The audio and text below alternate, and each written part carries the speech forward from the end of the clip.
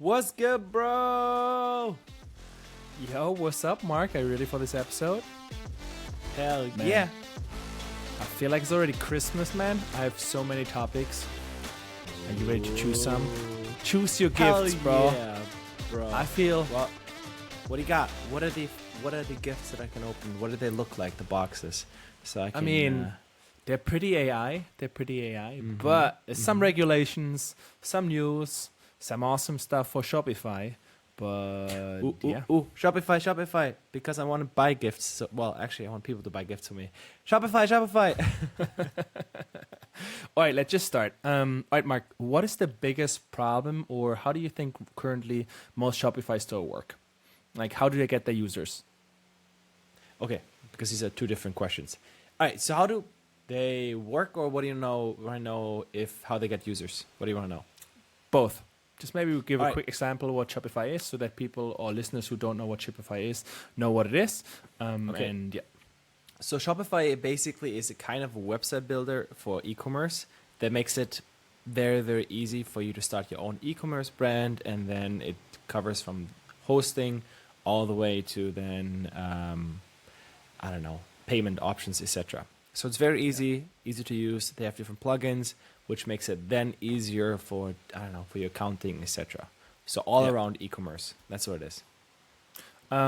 Exactly. For example, for those guys who have seen it probably on Instagram or TikTok, all those drop shipping, right? So you see like drop shipping. I made 100,000 this month. So basically what they're all using is Shopify as a base, just to let you know. But yeah, basically what most Shopify accounts, how they make money or how they sell their products is actually just by ads, right? So direct D2D, D2C, directly to consumer. So they're throwing ads, probably like TikToks, like the spinners, etc. And then hoping that basically advertisement is less than the revenue they're actually making or the profits that they're making. So that's how it works. But now what most Shopify accounts or stores don't do is actually SEO. So basically I found an AI tool. It's called blogSEO AI. And what it does is you install into your Shopify account, and then afterwards you can just connect it, and then it pulls all your products that you have in the Shopify store, and then you can say, hey, generate an article for it, right? So imagine you have let's say you have a snowboarding store, right? Online store. Now it gets you the snowboards, the gloves, etc. And then you can just click on it, and then it starts generating an article on the, let's say, snowboards or the gloves, etc. Now, this is super smart, because normally what you have to do, like you have to create your own blog, you have to create the articles, as well as later on, you need to have a little part where it talks about your product, right? So, because the best way to now... Exactly. So the best way to normally write these articles is just like giving a lot of values to the users, meaning describing, hey, what are the top 10 gloves that you can buy out there, and then inserting one of them, right? Which is your part. And this does it automatically. So you just generate it. So you say, hey, this product, write me the outline, and then you can choose the product you want to insert. You can insert it as well as a product description, so it looks very native when you create that content. So I think that is super, super cool and super smart. But wait, it gets even better. Now, how SEO works, man, I'm so pumped. When I saw that, I was like, man, that is so cool. Such a cool product. Sad we don't have a Shopify account. But yeah, also you can then like deep link them with your other products. So for example, if you have another different blog, let's say if you have gloves, then you can also write an article on a jacket, etc. And then link these directly with each other, right? So you directly do it all in that mask, and then you can publish it as well. Now, I think that is super, super cool. Now, Mark, what is always important for a blog post? I mean, do you read an article if there's no images? Well, I think it depends on the size of the article. So yes and no. I think, well, what is important? Let's answer that first. What is important SEO-wise? You have to have an H1 header. You need to have specific keywords in there so that you want to rank for. Yeah. needs to be structured, and the first sentence as well as the last sentence need to have the keywords in that you want to rank Yes. for. I don't think this is not confirmed, but I think based on our little experience that we have, images rank better if you have an article that has images, as well as links. If you link to external sites and external sites link to your article. So these are the things, I think these are the basics. Exactly. But so coming back, this tool also allows you to generate directly an image. So you don't have to go off the platform. You just use the tool and you directly have an image and done. So you can do everything within it. So I thought it was really, really cool. Got me super hyped. I'm definitely gonna. All right. I want to go back into this, Lucas. Hold up, bro. You said that most of the products, most of the companies that use Shopify only use direct to consumer marketing on Instagram. I want to play the devil's advocate. I would like to say I think that is not the case. I think a lot of them do write SEO articles, but it's just the ones that are short-lived. And I think it's also for those is not necessary that to write SEO because these products usually have a short life. These are usually the ones that the fidget spinners or etc., which are really on short trends. Because Shopify, and this is a lot of things, small Shopify accounts, they're trends usually, right? So if you have a quick trend, I don't know what it was, or there's something anomaly happening. I don't know, toilet papers, bro. Toilet paper during COVID or whatever. So I think yes and no. I think it is super cool for sustaining and having a creative, creating an amazing Shopify brand or a little store in general. Fucking an epic tool. Yet I think there are these small ones that don't need it. Well, at least let's put it this way: they didn't need it because it took too much time. But with this tool, it even enables them further. You have a valid point there. True, because you only see the Instagram, etc.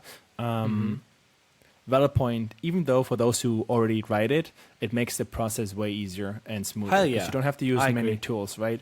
Because especially you directly can see which one you already wrote about and directly have the catalog of products. So I think that's really, really cool for that one. I agree. So yeah. All right, bro. What's the next topic? Or is it me? I mean, I can rant a little bit on AI because, especially, because we're following like a newsletter. It was called the Rundown. The Rundown, an AI rundown. And every time I go through it, I'm just like, man, there's so many. Like there are hundreds of the same tools, right? Like 100 AI tools that offer the same thing. Let's say, for example, you want to talk with your PDF. I just wrote down a few of those one. Let's say Chat PDF, PDF AI, Light PDF, Ask Your PDF, Clarify PDF, just to name a few, right? So there are right now like hundreds of the same tools out there. So I feel like we're reaching a saturation level of those basic needs, right? Right now, how I feel like is that remember when the iPhone came out in 2007? And the Appstore came out, right?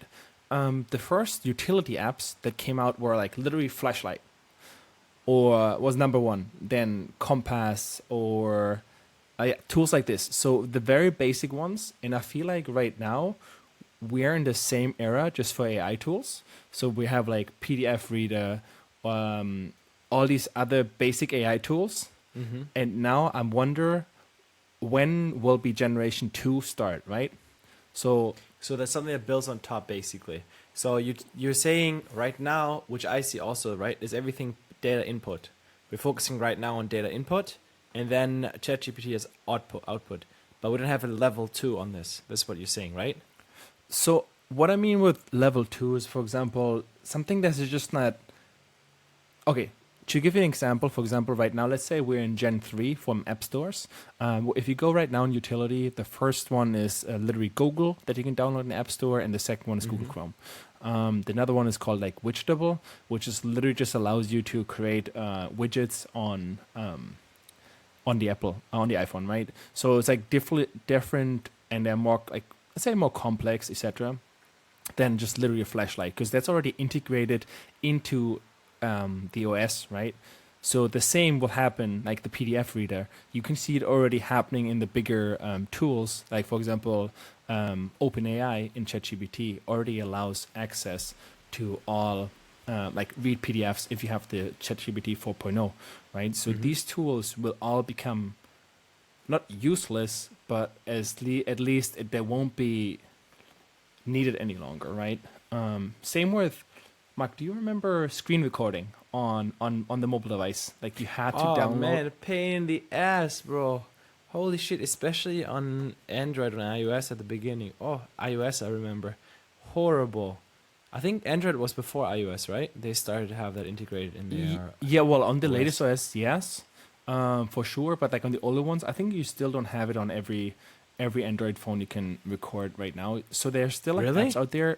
Yeah, yeah. I mean, depends on the old phones, right? I'm not talking about like Pixels, etc. They're all like integrated, but the older ones they don't. Oh shit. And so there are apps out there who have like 100 million downloads just for screen recording, and now they've all become obsolete with the newer versions because you can do it just with the OS integrated, and that's why Well, I'm like, unless they are using their user base for something else, right? They're using that and building something on top. that is true. That might be correct. That's like there's always the risk, so that if you directly integrate an OS, that function like that, these businesses will like stop existing, and that's what I'm figuring out when this will happen for all these things like PDF reader, etc. But yeah, what's your opinion, Mark? Well, I agree. I agree. I think at some point these become irrelevant. I mean, it is all right. Like I said at the beginning, this is right now. It's just data input. ChatGPT and all, well, Spark, whatever. They're all innovating so fast, and I think at some point they will all be basic. Like you said, it's just a flashlight. That's just part of the EOS or this platform. So thereby, I think there'll be more and more complex plugins, etc. later. For example, directly Shopify plugin. Like, I mean, I think I'm not sure if it exists already, but imagine now you have ChatGPT directly connected with your store, like we talked about right now, right? So this way, you're like type in, "Hey, shop like ChatGPT, please. I want to create a Shopify account in a baby brand. I want to sell baby diapers. Our colors are gonna be baby blue. I don't know with the color scheme, 0FFF, and please make it for." I don't know, young or older moms that are 40 plus, right? They didn't want to have a baby, but now have a baby, and so they have different needs. They have more time, more money, so you can make it more expensive. That less time and energy, etc. So this kind of thing, and yeah, I think that would be something that they could do then at some point, and they will have everything, right? What you have right now, Midjourney, is basically on top of something, and now you have it all integrated into one tool, and you can connect it. I think this will be the next generation, and this will be huge because people are willing to pay for this a shit ton. Imagine I can just type this in and get $500. Fuck yeah! All right, Mark. So enough about AI. What do you got for us? All right, so we are going back into the real world, motherfuckers. All right, the last 4 weeks I've been listening to this amazing book by Tony Robbins. It's called Life Force. Have you heard about it? Of course. I mean, I'm waiting for you to finish it because we're poor people and we're sharing an Audible. So basically, that's it. All right. In my defense, it's a 24-hour book, okay? I'm like 22 hours in, so that's on me. That's on me. But, all right, epic. So, quick gist of it, quick summary. So, basically, Tony Robbins interviewed the, I don't know, top 50 experts in the field. The field is medical sciences. In terms of innovation, I don't know, it comes from cancer research, above, I don't know, longevity, in general health. Super, super interesting stuff. All right. So one of the things that stuck out to me was called Osteostrong. He mentioned by name. I think he's also an investor. So I want to check it out. So Osteostrong, the whole point is to increase bone density. Two reasons for that. Bone density. Yes, bone density. Nice. Because one of the biggest problems for people that age is that they might get osteoporosis or they fall, and when they fall, they break a bone. Which in a young when they break the hip, holy shit. Exactly. So for a young person, it's not a problem. You have enough muscle. You can usually break the fall and you don't have any issues.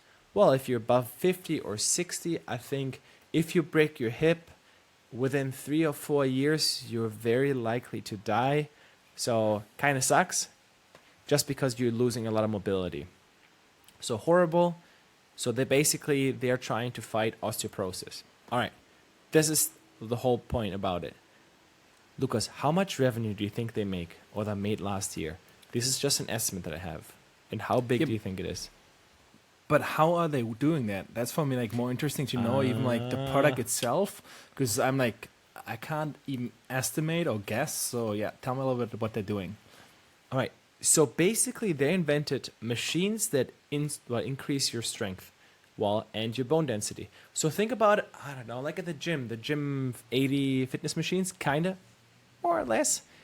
But what they do is they go extremely, extremely heavy, and there's low range of motion. So because the whole point is to overload your bones, okay? Muscle and bones. We're not going for full range of motion, etc. It's also a quick workout. You need to do it once a week, and it takes your total whole body like 15 minutes. That's the concept. And so basically you're doing a normal workout, but how is it focusing more on the bones itself? Is it like with more pressure, or how does it work that it's going like that part I don't really understand, please. So it's not a full normal workout. Normal workout is full range of motion. You don't do full range of motion. You do extremely, extremely heavy. Just imagine you're just fucking loading 400 pounds for a squat, and you're just standing there and just going a little bit down.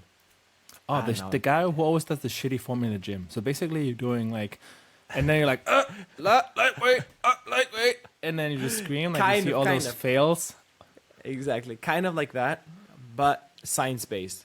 So the cool thing about this is that it will increase your bone density and has a wide range of benefits. I mean, first thing, osteoporosis. Do you know what that is, Lucas? No, please explain. Okay, osteoporosis is also what our aunt has. So basically, it is a state or an illness where your bones are weak and they tend to break faster. Right? It's like glass bone syndrome, I think is a different word for it. Can that develop if you are not eating enough protein or meat? Yes. So the thing is this: it can be caused by that, but it usually is some form of genetic as well. So it's caused by old age, your environment. That means also what you eat, lack of fitness, and then I think genetic as well. So the first one is obviously you want to strengthen your bones, and thereby you can prevent or decrease the effects of osteoporosis. That means you strengthen your bones that were before weak, and you might even get them up to the regular state, which is fantastic. All right. Then there were a couple of things that were fucking super crazy for me. All right, Lucas. For athletes, it might increase athletes like to grow bigger muscles. Do you know why? Are we talking just doing heavy sets, or actually just doing that workout itself? Because I'm like, for me in my mind, I'm literally thinking about, all right, this guy's putting on way too much weight. He's doing shitty form. So how does it even help? Okay, so there was a study that showed professional athletes that were using this as additionally. So they would use it one workout in a week, did this, they went to actually one of their locations and did one workout in supplementation to the regular workouts. Because this workout increased their bone density, and there's something called neural inhibition. Do you know what neural inhibition is? No, please explain. All right, neural inhibition. Just think about this. Clench your fist as hard as you can. All right. Did you notice at some point your muscles stop working? I'm a machine. They never stop working. It doesn't go stronger as that. So the whole point of neural inhibition is that it is regulated subconsciously, that at some point you prevent your muscles from going further all the way so you don't injure yourself. If it's something that is uncomfortable, etc., it will prevent that. That has something to do, apparently, based on what they said, that if your bones are stronger, you're basically lower the neural inhibition, and thereby you can activate more muscle. Thereby you can grow more because you can put more weight on, etc.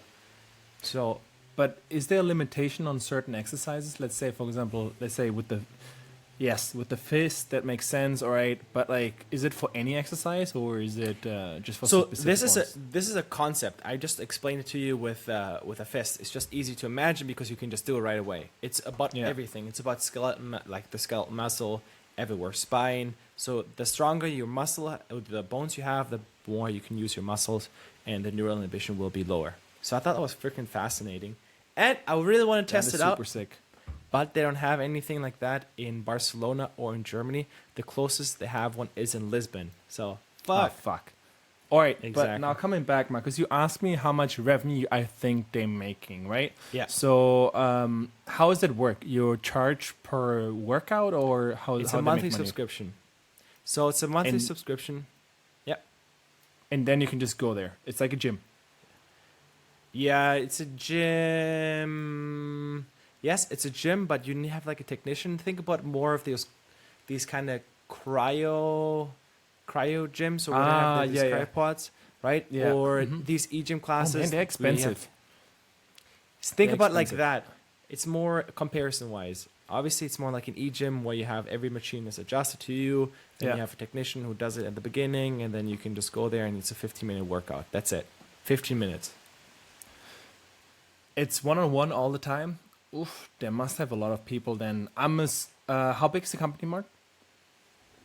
Just employee size. 24, 312. I would say maybe like 20 million. I mean, that's a lot of people. So I know, like a typical gym doesn't make that much money, right? Do you also know the profits? So, all right. So these are estimates. I don't know Yeah. the profits, but the really revenue is 134, Oof. which is insane. So I found Oof, this million. on this website. Yeah, million. Sorry, 132. I found this on the website. It's called Grojo. Mm-hmm. I don't know if this is correct or not, but it looked kind of cool. And 324 employees. Man, That's crazy, right? That's a lot. Holy shit. I know. And I'm sure they're getting a boost out of it just because Tony Robbins is now promoting it as well. But he's doing Oh, it. yeah? He and his he and his wife are doing it. But he's Alright, an but investor, right? coming- You mentioned that, right? Yeah, he's an investor, and he mentioned that. Yeah, so I like that. All right, coming back to it now. All right, what are the other two benefits? Diabetes, bro. So just doing this, it lowered the HbA1c value. So what is the HbA1c value? Basically, this is the value that people measure to see if you're diabetic or not. So they had a test with I think 50 people, and 6 months they did this workout.